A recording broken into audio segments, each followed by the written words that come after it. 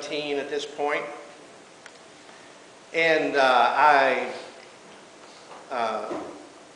figured I'd eat my lunch and I'd look for some new friends. And about the third day, I found some boys there at the lunch area.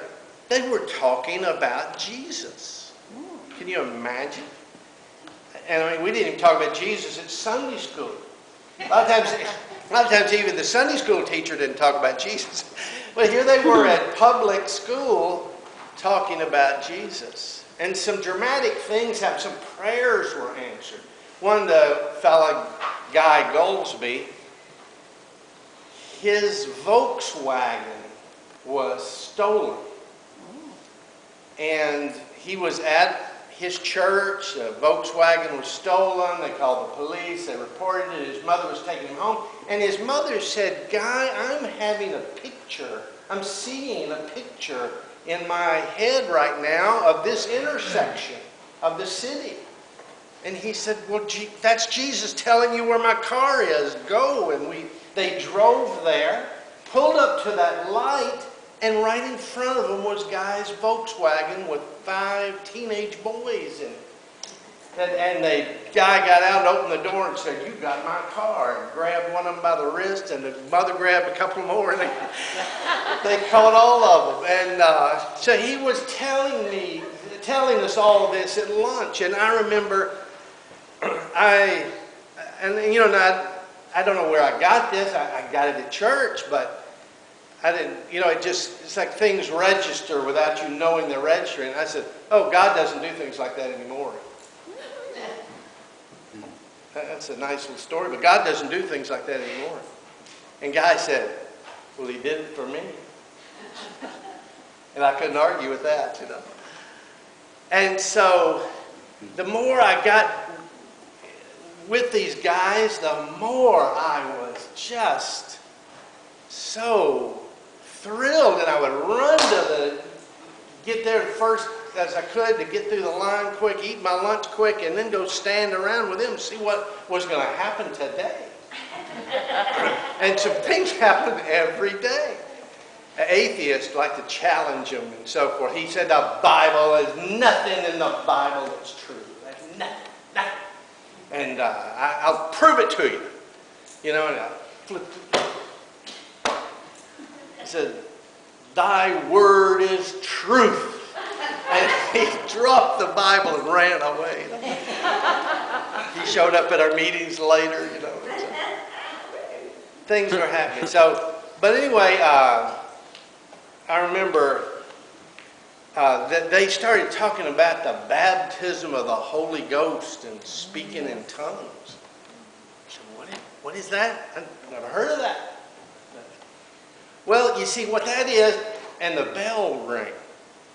The bell would ring. Oh, time to go to class. I said, what is it? They said, well, you just go ask the Lord to fill you with the Holy Ghost. Talk to you tomorrow. So I went home, and that night I'm in line in the bed, and I said, Lord, fill me with the Holy Ghost. And I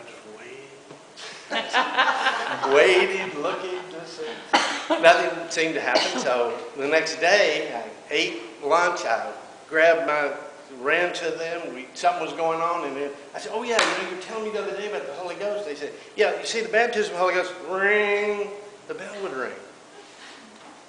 And they said, "Well, the Bible says, open your mouth wide, and I will fill it."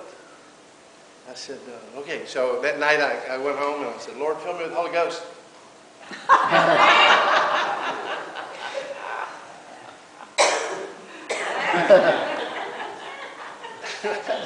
Yeah. So that's finally my jaw got tired. I went to sleep. Every day, and it was so funny. It's like the Lord was letting me get hungry. See, yes. Thirsty. John 7:37. That last great day of the feast, and he says that he that is thirst, out of his innermost being will flow rivers of living water. This spake he of the Holy Spirit. So I was getting hungry. And then they asked me to go with them on Saturday up to Arkansas. And they were having a Christian meeting in Arkansas at a big center, and so they asked me to go. And I said, well, you know, I'd really like to go, but I've got to work Saturday. And they said, well, we're leaving at 4 in the afternoon. I said, well, you know, only one person gets off work at 4 of, you know, the grocery store. And I always get up at 9 o'clock at night. The manager doesn't like me for some reason, and he's put me on late shift Saturday night. And, you know, he said, we'll pray that you get off at 4. And I said, you don't know my manager. And they said, well, you don't know our Jesus. Amen. And so when I went in Friday after school to work, the Saturday schedule was up. Bill Oden working from 7 to 4. So I called him. I said, I'll go. And they met me at 4. I walked out the door, got in the car, and then the 4 of us took off. Ronnie Lafitte and Harvey something and Guy Goldsby. The whole way to Arkansas was about a 2.5, 3-hour trip. El Dorado, Arkansas. They talked about Jesus.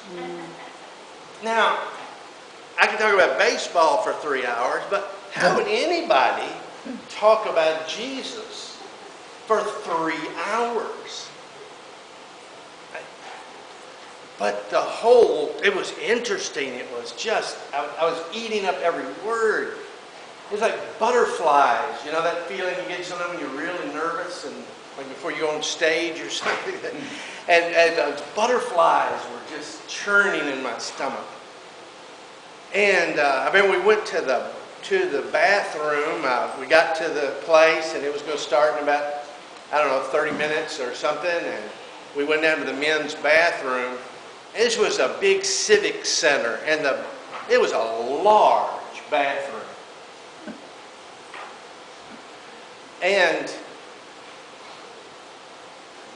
brother got a Bible and said, I want to show you a verse. Now, I've been going to the Baptist church all my life. And I know I heard a lot about the Bible and from the Bible and stuff, but it was like, what's that? I said, I don't care what that says. And of course, you know, I've been a Bible teacher ever since, and somebody said that today, I'd whip them. But I said, I don't care what that says. I want what you've got.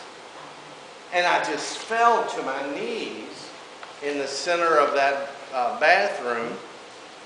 And they started praying for me. One of them got on his knees beside me, and 2 of them were standing behind me and laying hands on me.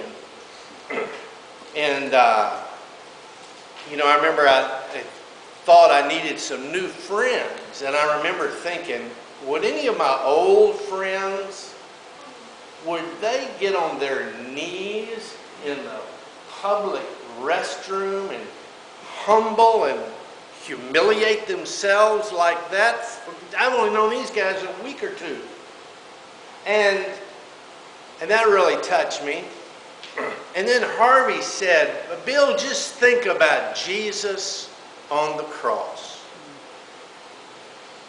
And I got a very clear picture in my mind. I don't know if it's a vision, but a very clear picture in my mind of Jesus on the cross. And I was there in the picture looking at him, you know, and he was bleeding and so forth, and all these wounds on him and so forth. Stuff I didn't really know that much about, if anything. There weren't any guards there or other people, just me and him. And then I heard these words as clear as crystal. Jesus died for Bill Oden. And I just broke